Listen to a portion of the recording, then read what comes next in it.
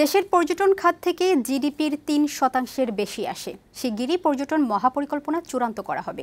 সচিবালয়ে সংবাদ সম্মেলনে এসব তথ্য জানিয়েছেন পর্যটন সচিব নাসরিন জাহান। তিনি বলেন, আগামীকাল বিশ্ব পর্যটন দিবস উপলক্ষে পর্যটন কর্পোরেশনের হোটেল, মোটেল, রেস্তোরাঁ ও বাংলাদেশ বিমানের টিকিটে বিশেষ মূল্য ছাড় দেওয়া হবে।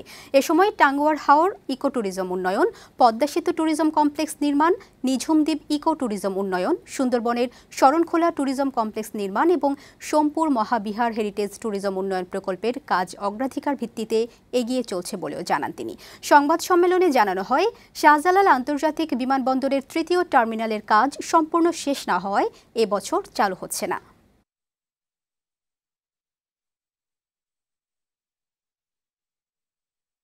পর্যটনের মাধ্যমে অর্থনৈতিক, সামাজিক ও অবকাঠামোগত উন্নয়ন সাধিত হয়ে থাকে।